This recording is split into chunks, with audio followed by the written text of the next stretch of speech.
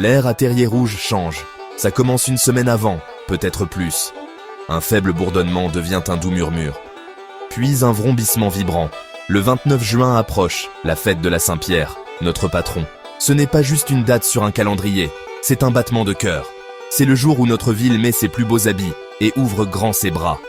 Le soleil semble briller un peu différemment sur nos collines verdoyantes, projetant de longues ombres patientes qui s'étendent vers la célébration. On le ressent dans la façon dont les gens se saluent. Un sourire un peu plus large, un regard complice.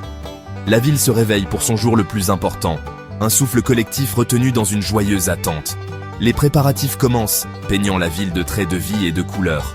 Regardez-là, des rubans rouges et bleus, vifs sur les murs blanchis à la chaux des maisons.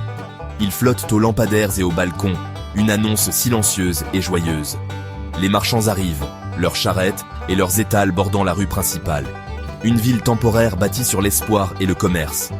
Ils étalent leurs marchandises avec des mains expertes, bijoux artisanaux, tissus colorés, jouets qui promettent des rires. L'odeur de la peinture fraîche se mêle à l'arôme sucré de la canne à sucre pressée à proximité. C'est un beau chaos, une symphonie de préparation où chaque note est essentielle à la mélodie finale. Les sons sont tout aussi puissants que les images.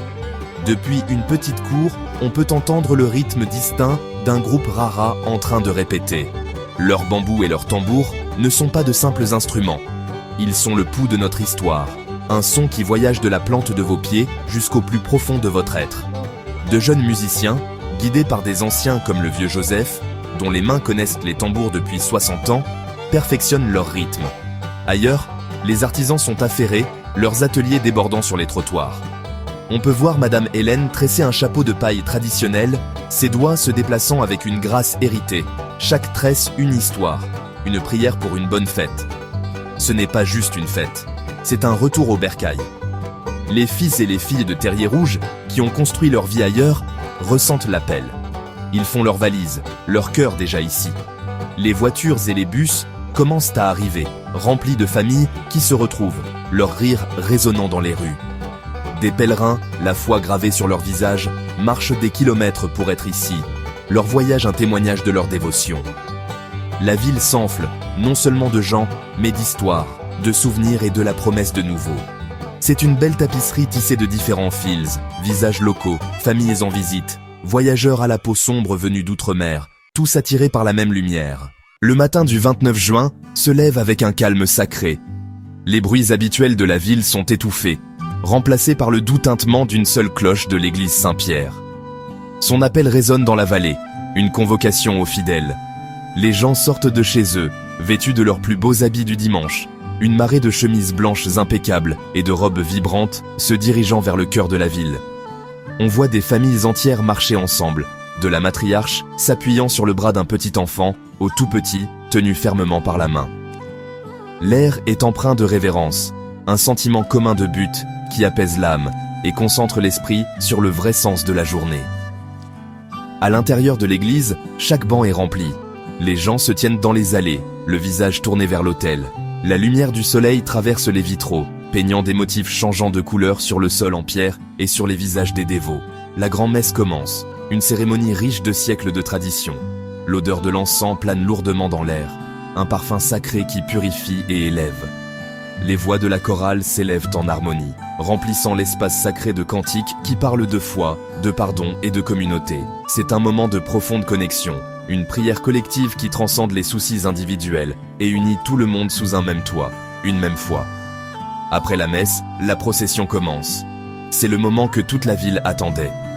Les lourdes portes en bois de l'église s'ouvrent et les statues de Saint-Pierre et Saint-Paul émergent, portées à bout de bras sur les épaules d'hommes forts et dévoués. Ornés de fleurs et de rubans, les saints semblent flotter au-dessus de la foule, leurs yeux peints regardant leur troupeau. La procession avance lentement, une rivière d'humanité s'écoulant dans les rues principales de Terriers-Rouges. Les groupes rara, qui répétaient auparavant dans les cours, ouvrent maintenant la marche, leurs rythmes explosifs imprimant un rythme à la fois festif et solennel. La foule suit, une tapisserie de vie vibrante et diverse. On voit le maire de la ville marcher aux côtés d'humbles agriculteurs. On voit des dignitaires en visite, leurs visages remplis d'admiration. On voit les pèlerins, leur long voyage culminant dans cette marche sacrée. La procession est plus qu'un défilé, c'est une manifestation physique de notre voyage partagé. C'est une déclaration publique de foi et un symbole puissant de notre héritage. Au passage des statues, les gens tendent la main, espérant une bénédiction, leur visage a un mélange d'espoir et de croyances profondes. C'est un spectacle puissant et émouvant qui réaffirme notre identité et notre connexion au divin. Une fois les devoirs sacrés accomplis, la ville expire et l'atmosphère se transforme en une célébration pure et sans mélange. La solennité du matin cède la place au joyeux tumulte de l'après-midi. L'air, autrefois rempli d'encens, porte maintenant l'arôme irrésistible des délices locaux. Les grilles grésillent de griots, l'odeur du porc épicé se mêlant à celle des plantains frits et du pickles. Des femmes se tiennent au-dessus de grandes marmites, remuant des ragoûts parfumés et du riz, leurs recettes transmises de génération en génération. Manger ici, c'est goûter à notre histoire, partager un repas qui est à la fois nourriture pour le corps et réconfort pour l'âme. Les rues se transforment en une scène vibrante pour la culture et l'art. Sur une estrade improvisée, sur la place du village, des danseurs se meuvent au rythme des tambours traditionnels, leur corps racontant des histoires de joie, de lutte et de résilience. À proximité, un groupe de jeunes pourrait être engagé dans un match de football animé, leurs acclamations ajoutant à la symphonie festive. Les artisans exposent donc fièrement leurs œuvres achevées, sculptures sur bois complexes, peintures vibrantes, dépeignant la vie locale, et poteries façonnées par des mains expertes. Il y a aussi des concours, un slam de poésie, un concours de beauté, une compétition pour trouver la maison la mieux décorée. Chaque activité est un fil dans la riche tapisserie de la fête. Cette célébration est une grande réunion. C'est un moment pour rattraper le temps perdu, pour renforcer des liens que la distance a pu tendre. Des cousins qui ne se sont pas vus depuis un an s'embrassent chaleureusement. De vieux amis, comme Monsieur Dubois et son compagnon d'enfance, partagent des histoires et des rires autour d'une boisson fraîche, leurs rides s'accentuant à chaque souvenir partagé. Les familles étendent des couvertures dans le parc, créant de petites îles d'intimité au milieu de la foule animée. C'est le moment de présenter de nouveaux partenaires, de montrer de nouveaux bébés, de simplement être ensemble.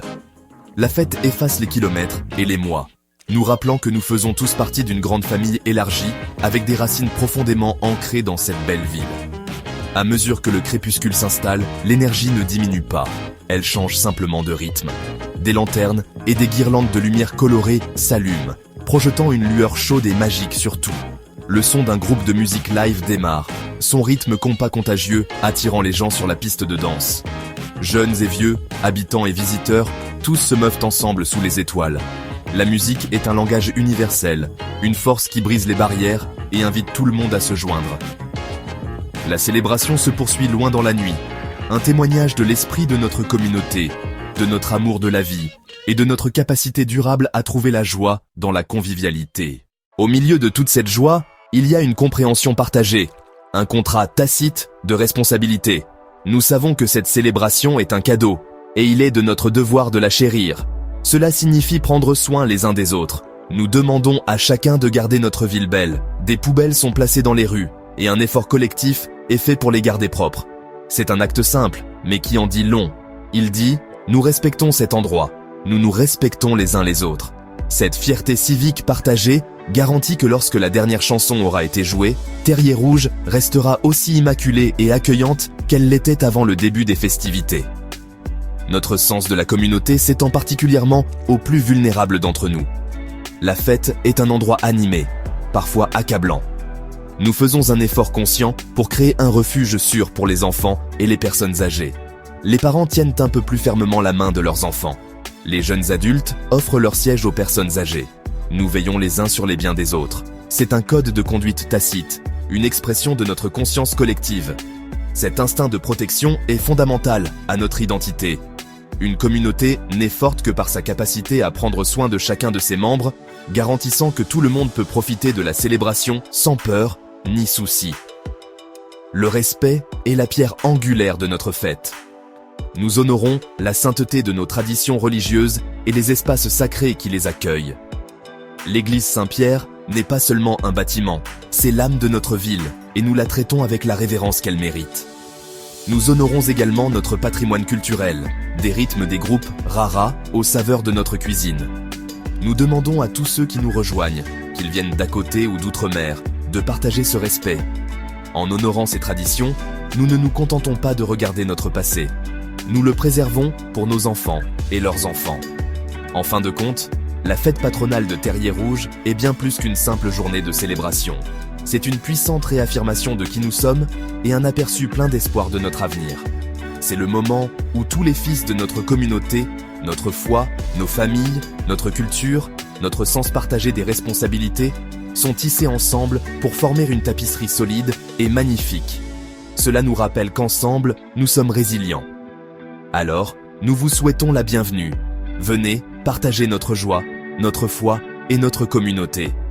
Aidez-nous à célébrer l'esprit durable de Terriers-Rouges, une ville qui regarde son avenir à bras ouverts et avec un cœur uni.